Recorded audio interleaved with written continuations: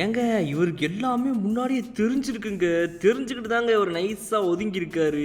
அடடேய் அப்படின்னு ரோஹித் சர்மா அன்னைக்கு பேசின ஸ்பீச்சை இன்னைக்கு நான் வந்து டீகோட் பண்ணி பார்த்துட்டு இருக்கிறேன் அப்படின்ற மாதிரி ஒரு தருணம்.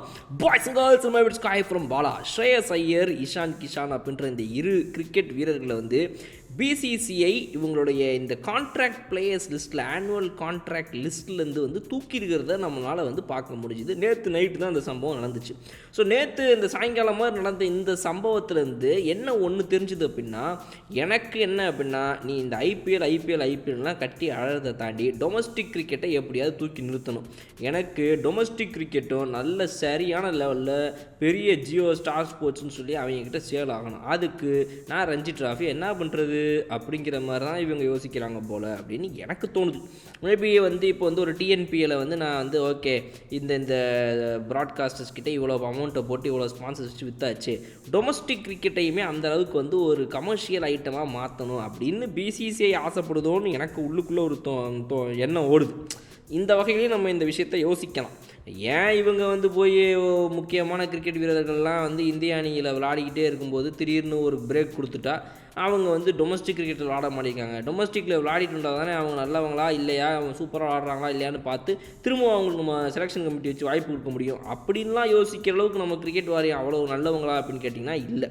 பட் அதே சமயத்தில் கிரிக்கெட் வாரியங்கள் நம்ம வந்து அசோசியேஷன் இருக்கு இல்லையா, ஒவ்வொரு ஸ்டேட்டோட கிரிக்கெட் அசோசியேஷனு அவங்க கொடுக்கக்கூடிய அழுத்தத்தினாலேயோ எதனாலேயோ மேபி கூட இது நடந்துருக்கலாம், நமக்கு தெரியல. பட் சம்பவம் என்ன அப்படின்னா, கான்ட்ராக்ட் பிளேயர்ஸ் லிஸ்ட்லேருந்து பெயர் நீக்கம் செய்யப்பட்ட இரு வீரர்கள் ஸ்ரேயஸ் ஐயர், இஷான் கிஷான். இதுக்கான காரணம் நம்மளால் தெளிவாக பார்க்க முடியுது.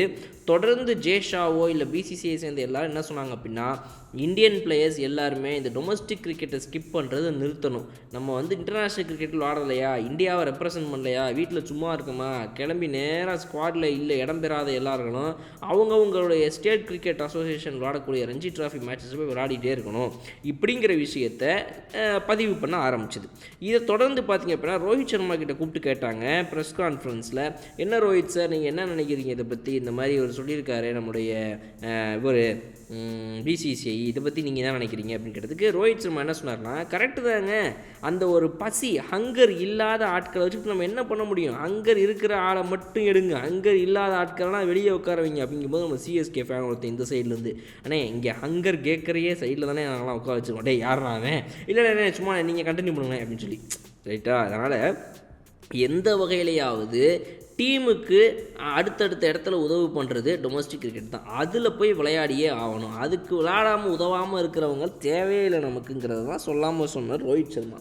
இதையும் பிடிச்சிக்கிட்டு ரைட்டு ஓகே கேப்டனே சொல்லிட்டாங்க அப்படின்னு பிசிசிஐ முடிவு பண்ணிச்சா, இல்லை பிசிசிஐ இந்த மாதிரி ஒரு முடிவு எடுக்க போகுதுங்கிறத தெரிஞ்சுக்கிட்டு முன்னெச்சரிக்கையாகவே லைட்டாக வந்து இதுக்கு எனக்கு சம்மந்தம் கிடையாது, இப்போ நானும் யாருக்கு ஹெல்ப் பண்ண போகிறது கிடையாது, இஷான் கிஷான்லாம் தூக்கி ஸ்மேக் அடித்தா எனக்கு கவலை கிடையாது, ஏன் டாப் வேலை இதுதான் அப்படிங்கிற மாதிரி நினச்சி என்ன சொன்னாங்களா அப்படின்றது நமக்கு தெரியல. பட் ஆனால் நம்மளுடைய செய்திப்படி நமக்கு வந்தது என்ன சொல்லுது அப்படின்னா, ரோஹித் சர்மா அவர்கள் இது ஓகே இவருக்கு தெரியுமோ தெரியாதோ பட் அவர் ரெடியாக தான் இருந்தார் அந்த விஷயத்துக்குங்கிறது தான் நமக்கு சொல்லப்படுது. ஸோ அதனால தான் ரோஹித் சர்மா அந்த மாதிரி பேசியிருக்காரு. இல்லைனா தூக்கிடுங்க சார், அதெல்லாம் ஒன்றும் யோசிக்காதீங்க அப்படின்னு அவருக்கு இன்ஃபர்மேஷன் முன்னாடியே வந்திருக்குது.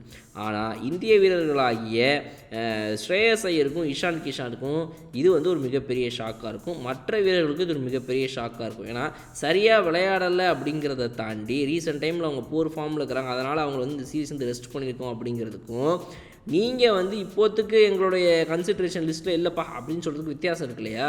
ஆமாம், இவங்களுடைய இதில் போய் நீங்கள் பார்த்தீங்க அப்படின்னா பிசிசிஐ அந்த வெளியீடுலேயே அறிக்கையிலேயே தெளிவாக ஒரு லைன் போட்டிருக்காங்க, இப்போத்துக்கு நாங்கள் ஸ்ரேயஸ் ஐயர் அண்ட் இஷான் கிஷானை இந்த விஷயத்தில் கன்சிடர் பண்ணல, அவங்கள நாங்கள் வந்து ஒரு இதுவாக வந்து கொண்டு வரலை அப்படிங்கிறத தெளிவாக சொல்லியிருக்காங்க அவங்க. ஸோ ஸ்ரேயஸ் ஐயர் அண்ட் இஷான் கிஷானுக்கு இது ஒரு மிகப்பெரிய பாடமாக இருக்குமா, இல்லை எல்லா கிரிக்கெட் வீரர்களுக்குமே டொமஸ்டிக் கிரிக்கெட்டை தேவையில்லாமல் ஸ்கிப் பண்ணுறீங்க கேட்டால் ஸ்ரேயஸ் ஐயர் என்ன சொல்லியிருக்காருன்னா, கால் வலிக்குது முதுகு வலிக்குதுன்னு இருக்காரு.